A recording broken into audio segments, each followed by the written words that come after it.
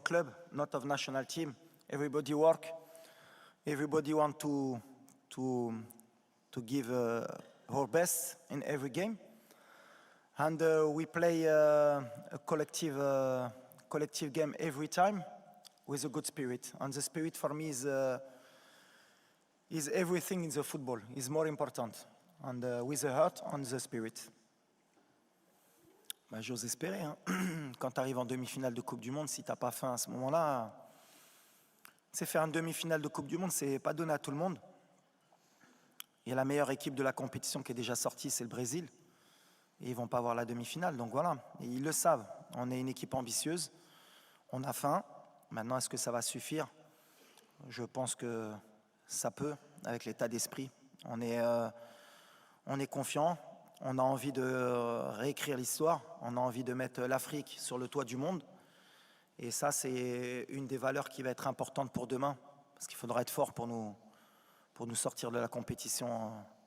Même si je sais que tous les pronostics sont contre nous. Mais nous, on a confiance. Alors peut-être qu'on est fou, mais c'est bien d'être fou. Mais nous, on a confiance, je le répète. Et on n'est pas fatigué. Je le répète aussi.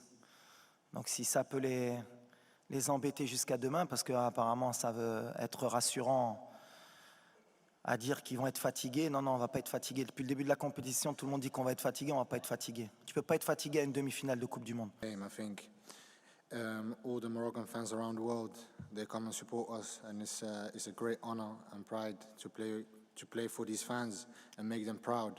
So I think it's really important for us that we go out there and perform and make these fans happy, because like the manager said, they are the best fans in the world. So we are out here to give our all and hopefully.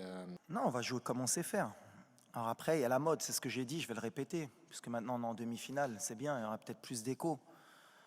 Cette possession de balle, mais c'est extraordinaire. Comment même vous, les journalistes sportifs, ça vous fait rêver. 60-70% de possession de balle, tu as fait 2 tirs dans le match. Les XG, ça c'est la meilleure invention pour les coachs ou pour les joueurs. Les XG. On aurait pu gagner parce qu'on a eu 4 de XG. Mais tu as un attaquant en bois qui a loupé 4 occasions. Et tu as donné 4 XG pour rien. Nous, on est là pour gagner. On n'est pas là, la possession, si on peut l'avoir, on va la prendre. S'ils ne nous la laissent pas, eh ben on va leur laisser. Mais on va se battre avec nos moyens pour gagner. Et je pense que il y a un sélectionneur en face de moi qui est le meilleur au monde pour moi et il a très bien compris ça depuis longtemps. Et il gagne comme ça aussi, donc voilà. Nous, on est là pour gagner. Alors après, parler de est-ce que vous allez avoir la possession? S'ils nous la laissent, on va la prendre. Je ne pense pas qu'ils vont nous la laisser. Et s'ils ne nous la laissent pas, il faut qu'on sache comment faire, comme on a fait les matchs d'avant, pour les empêcher de tirer le plus de fois au but et qu'ils aient le moins de XG possible pour nous battre. C'est le truc. Mais on y va pour faire un coup et pour gagner. Mais la possession... Alors, j'ai demandé à Infantino s'il peut donner 1 point ou 3 points à partir du moment où on peut avoir 60% de possession, ça va changer beaucoup dans les championnats. Parce qu'à part City, qui est à chaque fois à 70 de possession, mais la possession, je suis passé par là, moi, la possession. C'était mon rêve, moi. Guardiola, à un moment donné, m'a rendu fou, lui aussi. Ah ouais, tiki-taka, la possession. Ah ouais. C'est sûr que quand tu as De Bruyne, quand tu as Bernardo Silva, quand tu as XY, la possession, c'est bien. Gagner. Moi, ce qui m'importe aujourd'hui, c'est que l'Afrique aujourd'hui, parce qu'il y en a beaucoup, et notamment les journalistes européens qui ont critiqué un peu notre jeu, moi, je pense que ça les embête aujourd'hui de voir une équipe africaine jouer un peu comme les équipes européennes qui ont compris. Alors, je sais que ça fait plaisir de temps en temps. Ils étaient sympas, ces Africains. Il y avait un peu de danse, ça jouait bien, ils nous ont fait plaisir. Bouffal l'a mis 2 petits ponts, c'est magnifique. Mais il rentre à la maison. Non, c'est fini. On est passé à autre chose. On a envie de gagner. On a envie de gagner pour l'Afrique, on a envie de gagner pour les pays qui sont en voie de développement, qui dans le football, pour qu'ils apprennent qu'aujourd'hui on peut gagner avec un minimum, parce que c'est le football. Il n'y a pas qu'une manière de jouer. Et je prends exemple sur la France. Parce que c'est bien beau, mais moi 2018, ils m'ont fait rêver la France, comment ils ont joué. Ils ont tout compris. Ils ont explosé tout le monde. Et contre l'Angleterre, ils n'ont pas eu 40 occasions. Ils ont explosé tout le monde. C'est la meilleure équipe. Si on peut prendre un peu exemple sur eux, demain, pourquoi pas. Mais XG, possession, c'est bien. Les datas, je crois qu'on a 0,01% de chance de gagner la Coupe du Monde au départ de la compète. Je sais pas, on est monté ou pas à peu près? Peut-être on doit être à 0,03 peut-être maintenant. Mais on va essayer de faire mentir cette statistique. Alors peut-être demain je vais passer pour un con. Hein. On va dire ah, il a trop parlé. On est à 12. Alhamdoulilah. Alhamdoulilah. Mais on va essayer de monter après le match un peu plus. Il y a mes parents, il y a ma femme, mais après il y a tous les joueurs aussi, tous les parents des joueurs, on est tous une famille. Et je pense que ça c'est une force à nous. Et j'espère qu'on continue comme ça parce que c'est beau à voir. Si tu vois les vidéos après le match et tout avec les joueurs, avec leur maman et avec leur papa, c'est quelque chose de beau. Tu as des larmes dans les yeux. Donc oui, ça donne une force incroyable. Et on va utiliser cette force pour les prochains matchs. Ben, par rapport à la situation, ce que j'ai pu apporter, je pense que c'est surtout les joueurs. Moi, j'ai essayé de créer rapidement un groupe, c'était important. Et j'ai beaucoup réfléchi à comment aborder le tournoi, parce qu'en fait, la compétition de la Coupe du Monde, ça n'a rien à voir avec des qualifications ou avec une préparation sur du moyen ou long terme. Donc on était sur du court terme, il fallait préparer une équipe pour un tournoi. Comment faire pour gagner des matchs dans un tournoi et se qualifier? Donc on a beaucoup réfléchi avec le staff. On a mis beaucoup de petits détails en place, notamment la venue des parents, des familles, pour essayer de créer un état d'esprit qui puisse nous aider à nous surpasser dans cette compétition. Et ensuite, tactiquement, on a été au plus facile et au plus rapide, c'est-à-dire d'être une équipe très bien organisée, qui fait des sacrifices et qui a confiance en elle. Donc voilà, pour le moment, ça nous a réussi, ça aurait pu ne pas marcher. Mais on a pris des options qui aujourd'hui nous donnent raison et je suis content pour ça parce que les joueurs surtout ont adhéré et ont cru au projet et je suis tombé sur des vrais bons gamins qui aiment leur pays et qui m'ont suivi. Donc voilà. Non, mais le plus important pour moi et le message que je veux envoyer, c'est que je ne veux pas qu'on commence à catégoriser les joueurs qui intègrent l'équipe nationale. Les joueurs de Botola du championnat local, les binationaux, les joueurs de l'académie. Non, non, quand on intègre l'équipe nationale, on est marocain, on vient avec ses qualités et parce que le sélectionneur pense que tu peux apporter quelque chose. Et moi, sur les 26 joueurs que j'ai choisis, j'ai pas fait de quota. J'ai regardé ceux qui pouvaient apporter quelque chose à l'équipe et qui pouvaient donner un plus. Et aujourd'hui, c'est bien parce qu'ils le rendent sur le terrain. Après, c'est plus l'environnement extérieur qu'on des doutes concernant ces joueurs-là. Mais moi qui les connais, j'avais aucun doute. Un joueur comme Atiatla, ça joue en Europe tous les jours. Yahya Jebran, ça joue en Europe tous les jours. Dari, même s'il a eu quelques complications à un moment donné à Brest, mais c'est un jeune joueur, il va progresser comme Aguerd à l'époque à Dijon. Et c'est des joueurs qui peuvent jouer en Europe. Voilà, que Sa Majesté, que Dieu l'assiste, a mis beaucoup de moyens pour faire progresser le football au Maroc. Et c'est aussi en grande partie sa réussite aujourd'hui, d'avoir créé l'académie, d'avoir mis les moyens dans les installations au Maroc, avec la création de beaucoup de stades, beaucoup de terrains d'entraînement. Et l'académie, bien sûr, fait partie du projet royal. Et c'est bien parce qu'on a toujours bénéficié des binationaux au Maroc. Hein. Moi-même, je suis venu jouer en étant binational et la génération de 2004, il y avait beaucoup de joueurs formés en France. Mais on a vite compris qu'il fallait aussi créer de la formation chez nous, avoir des forces vives qui font partie du pays.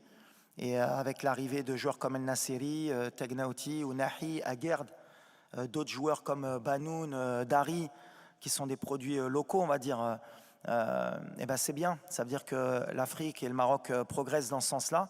Et ils ont enfin compris qu'il fallait se prendre en main. Et Sa Majesté a eu cette vision. Et heureusement pour nous, aujourd'hui, elle fonctionne. Et elle montre au monde que voilà, au Maroc, on avance et on travaille, comme je l'ai dit. Alors, merci, mais nous, on est concentrés sur la demi-finale. Et le message que je veux envoyer aujourd'hui, justement, c'est parce que je vois depuis 2-3 jours, on a envie d'être satisfait et de dire quoi qu'il arrive, on aura réussi notre mondial. Et je veux changer ça. Alors vous allez me prendre pour un fou, mais non, c'est pas comme ça qu'il faut qu'on pense. On va aller en finale, on veut gagner la Coupe du Monde. Et c'est pas des paroles en l'air. On n'est pas là pour être content juste d'avoir mis l'Afrique en demi-finale de la Coupe du Monde. Il faut qu'on aille plus loin. Peut-être qu'on n'aura plus cette occasion. Donc pour ça, les joueurs, ils sont prêts à tout. Le staff est prêt à tout pour créer la surprise demain, comme on l'a fait contre la Belgique, la Croatie, l'Espagne, le Portugal. Alors on tombe sur la meilleure équipe du monde, mais peu importe. Aujourd'hui, on est vraiment concentré et on a une énergie qui va être extraordinaire, qui va nous pousser demain pour rééquilibrer un peu les débats. C'est comme un match de coupe. Voilà, quand il y a l'envie, quand il y a la ferveur, quand il y a le public, je pense qu'on est capable. Me concernant, moi, sur mon avenir, je suis marocain, je suis concentré sur mon équipe nationale et j'aime mon pays. Voilà, c'est le plus important. Aujourd'hui, je suis en mission. Il est là, le petit, hein? On est en mission ou pas? Pas là pour rigoler, pas de fatigue, je le répète, pour ceux qui pensent, on n'est pas fatigué. Demain, on va courir. On a envie de rentrer dans l'histoire pour le Maroc, pour l'Afrique, pour le Maghreb aussi, pour nos frères aussi, algériens, tunisiens, égyptiens, libyens, pour l'Afrique subsaharienne, pour tous ceux qui ont rêvé un jour de voir l'Afrique en demi-finale ou en finale de Coupe du Monde. On a l'opportunité là, il ne faut pas la gâcher. Moi, c'est surtout ça que je me rends compte. Je n'ai pas envie qu'on attende 40 ans après pour qu'une équipe africaine ait la chance et qu'il y ait la même conférence de presse dans 40 ans et qu'on dise vous pouvez passer. Non, non, on a l'opportunité demain de rentrer dans l'histoire, de ramener une équipe africaine en finale de Coupe du Monde.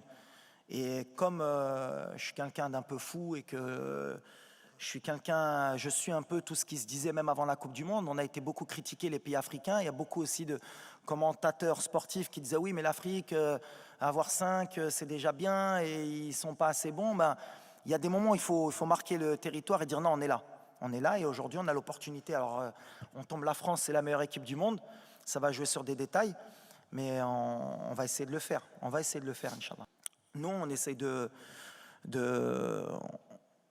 déjà on représente le Maroc, donc on a une image à donner de notre pays à l'international parce que la meilleure tribune, ben, c'est la Coupe du Monde.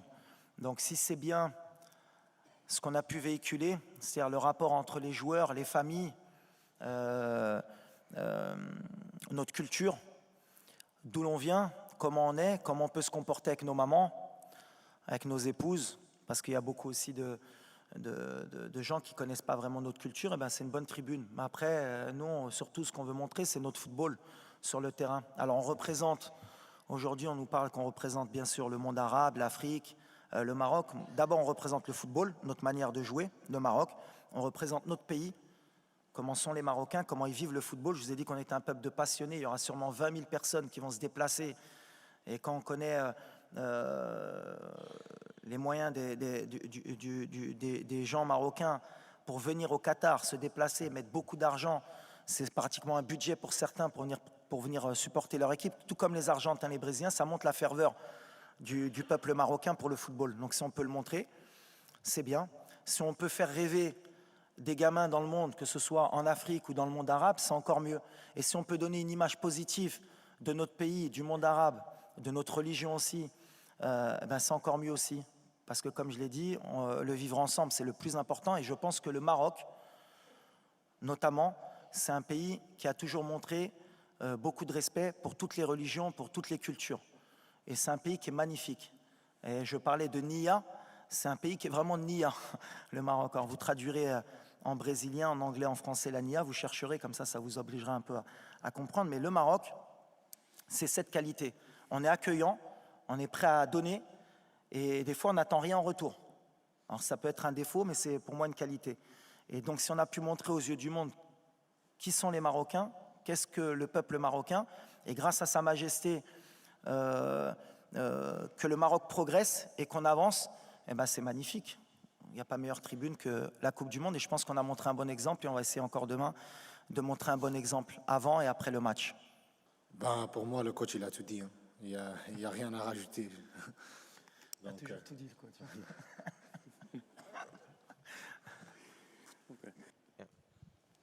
Well, first of all, I think you can see what he did with the players.